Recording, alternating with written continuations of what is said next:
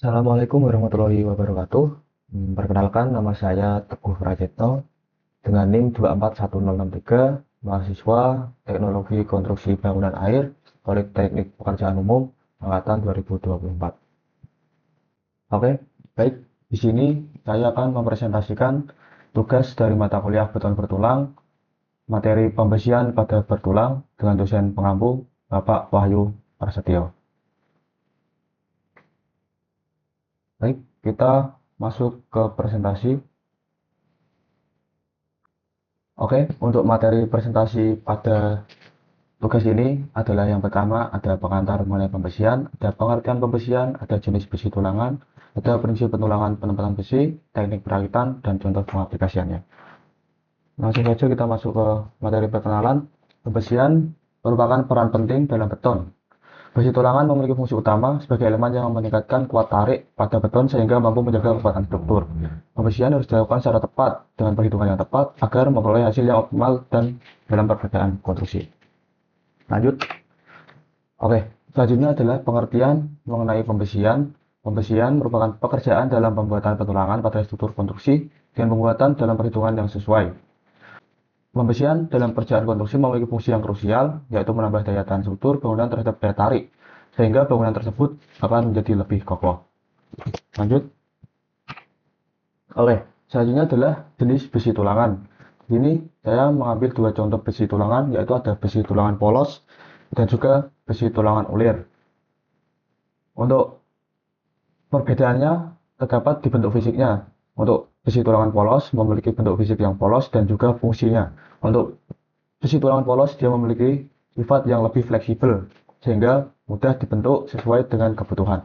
Sedangkan besi tulangan ulir terdapat gerigi-gerigi atau ulir. Ini fungsinya adalah untuk menahan gesekan atau gerakan pada struktur. Lanjut, kemudian ini penamaan besi polos yang biasa digunakan untuk kode penamaan seperti P.6 artinya adalah besi polos diameter 6. Kemudian dan ini bisa kita lihat bersama contohnya untuk penamaannya. Lanjut ke besi tulangan ulir. Yang di sini besi tulangan ulir biasanya di 8, yaitu besi tulangan ulir diameter 8. Dapat kita lihat bersama di sini dapat diameter nominal, tinggi sirip melintangnya, jarak sirip melintang, dan lebar rusuk memanjangnya. Selanjutnya adalah penggunaan besi pada tulangan beton. Dapat kita lihat pada contoh gambar tersebut. Untuk pentulangan ini sering digunakan pada floor, pada kolom, pada balok, pada fondasi seperti itu. Oke, di sini terdapat prinsip penempatan besi. Nah, kita lihat di sini. Di sini ada, ini kita ambil contoh di sini kolom. Di sini kita anggap kolom 15 kali 15 ya.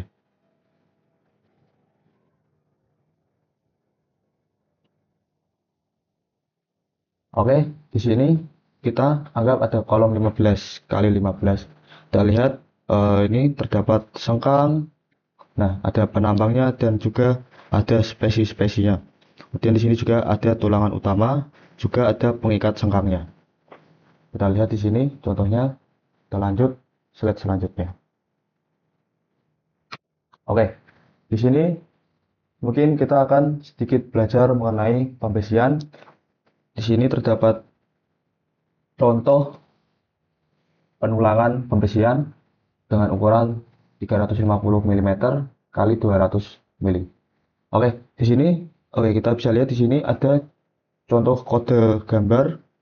Ini 2D14. Nah, teman-teman di sini memiliki arti 2 jumlahnya 2.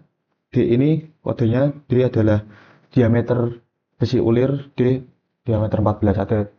Ada jumlahnya 2, diameter 14. Nah, teman-teman, di sini mungkin kita sering melihat ada kita tulis di sini. Nah, mungkin teman-teman bisa kita lihat biasanya ada kode D dan juga ada kode ini. Nah, untuk kode D sendiri ini artinya adalah untuk diameter besi ulir. Nah, teman-teman, ini kita bisa bedakan. Kemudian untuk yang ini artinya adalah untuk besi polos. Nah, seperti itu. Kemudian lanjut kita ke gambar. Oke, bisa kita lihat di sini saya mengambil contoh gambar di sini pembesian. Nah, di sini terdapat gambar besi, contoh 3 dimensi besi. Nah, untuk di sini sendiri kita anggap di sini ada tumpuan. Nah, untuk tumpuan sendiri ini biasanya 1/4 kali bentangnya. Nah, kemudian untuk yang di lapangan ini menggunakan ukuran 1,5, sorry, setengah. Kemudian di bawahnya ini tumpuan kita gunakan 1/4 bentang, seperti itu. Lanjut ke slide berikutnya. Nah, bisa kita lihat di sini. Nah, ini ada beberapa teknik atau alat. Nah, bisa kita lihat di sini. Di sini ada alat yang biasanya digunakan. Ini biasanya fungsinya adalah untuk memotong besi dan juga untuk membentuk besi. Kemudian kita lihat di gambar sebelahnya. Di sini ada gambar.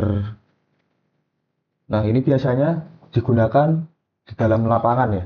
Saya sering melihat di lapangan para pekerja-pekerja itu merakit diagram ini dengan manual untuk membentuk sengkang dan lain-lain. Nah, kemudian ini kenapa saya menaruh bindrat dan tahu beton di sini? Nah, kita akan menjelaskan fungsinya. Apa sih fungsi bindrat itu? Nah, fungsi bindrat itu adalah untuk pengait antara tulangan. Jadi sengkang dengan tulang utama itu nanti dikaitkan menggunakan bindrat ini. Kemudian tahu beton. Nah, mungkin tahu beton ini walaupun kelihatannya sepele, tapi ini sangat penting dalam pembangunan konstruksi karena fungsinya adalah untuk menahan tulangan agar posisinya tidak berubah-ubah seperti itu. Oke, kita lanjut ke slide selanjutnya. Nah, di sini ada beberapa contoh kait dan bengkokan tulangan. Bisa kita lihat bersama untuk batang polos, untuk batang yang diprofilkan seperti ini. Nah, bisa kita lihat. Kemudian ini kaitan untuk sengkang ini yang sering digunakan. Nah, ini terdapat mungkin ada lebihan kita lihat di sini. Nah, ini ada lebihan. Nah, untuk dilebihkan ini biasanya sesuai standar yang dipakai adalah 6 kali diameter. Ini kurang lebihnya segitu. Kemudian kita lihat contoh lain, ada batang polos, ada batang yang diprofilkan. Itu terdapat sudutnya yang diprofilkan 45 derajat. Misalnya seperti itu. Untuk lebihnya 5 kali diameter dan seterusnya. Oke, kita lanjut ke slide berikutnya. Nah, gambar apa sih ini? Ya, ini adalah contoh letak sambungan balok ya. Bisa kita lihat bersama. Jadi kan nggak mungkin besi itu panjangnya tak terhingga, nggak mungkin kan. Jadi ada ukuran-ukuran besi. Nah, jadi gimana sih kalau besi itu kurang lalu kita mau menyambungnya? Nah, kita bisa lihat di gambar ini. Untuk gambar ini yang biasa sering digunakan adalah 40 kali diameter. Nah, kita bisa lihat di sini ada contoh benar dan juga contoh salah. Kita lihat di sini. Nah, ini ada contoh salah. Kenapa salah? Nah, ini kita lihat di sini ya. Nih. Ini merupakan contoh salahnya. Kemudian ada contoh benar. Nah, kita lihat contoh benarnya. Oke, jadi seperti itu. Jadi saat kita menyambungkan besi, jadi kita harus tidak boleh asal-asalan. Jadi di sini kita bisa lihat dan juga saya ambil contoh ketika di sini kolom, ada kolom, di sini ada balok. Nah, ini seumpama kita mau nyambung besi di sini. Nah, bisa kita lihat. Nah, di sini harus dilebihkan dan cantolkan ke dalam seperti ini. Nah, posisinya seumpama di sini di bawah ini ada balok. Nah, ini di posisinya harus di tengah-tengahnya. Harus di tengah-tengah itu persis. Maaf gambar saya berantakan. Nah, seperti itu. Harus posisinya center di tengah-tengah antara balok dan juga antara balok tersebut. Antara balok ini. Nah, posisinya harus berada di tengah-tengah. Seperti itu. Nah, itu kita lanjut ke slide berikutnya. Oke. Di sini ada contoh penulangan pada dak beton. Nah, di sini dapat kita lihat bersama dia menggunakan besi dengan diameter 9, besi polos dengan diameter 9. Nah, di sini ini apa sih fungsinya ini? Nah, dia kan ada ininya. Nah, apa sih fungsinya? Nah, jadi saat kita membuat struktur pada dak beton, jadi ini ada seperti ini saya ambil contoh. Nah, ini fungsinya adalah untuk meratakan beban. Jadi ada setiap pemasangan struktur itu tidak asal-asalan dengan penuh perhitungan yang tepat. Jadi agar struktur itu pembesian itu bisa berfungsi dengan maksimal, bisa memberikan kekuatan yang stabil seperti itu. Oke, kita lanjut ke slide berikutnya. Oke, kesimpulan. Setelah kita bahas pemaparan materi tadi, dapat kita simpulkan bahwa pembesian pada beton bertulang merupakan pekerjaan yang cukup penting dengan perhitungan yang tepat, sehingga beton bertulang yang dibuat memiliki kekuatan yang lebih daripada beton yang tidak memiliki tulangan. Beton bertulang memiliki daya tahan terhadap daya tarik dan daya tekan, sehingga memiliki struktur dan kekuatan yang lebih kuat dan tahan terhadap kondisi alam. Seperti itu. Baik, untuk daftar pustaka, saya menggunakan SNI 2847-2019, kemudian pekerjaan pembesian dan mengenal pekerjaan pembesian. Bisa kita lihat di sini. Mungkin untuk info lebih lanjut bisa diakses melalui daftar pustaka yang saya cantumkan. Baik, mungkin itu saja yang dapat saya sampaikan. Atas kurang lebihnya saya ucapkan mohon maaf. Wassalamualaikum warahmatullahi wabarakatuh.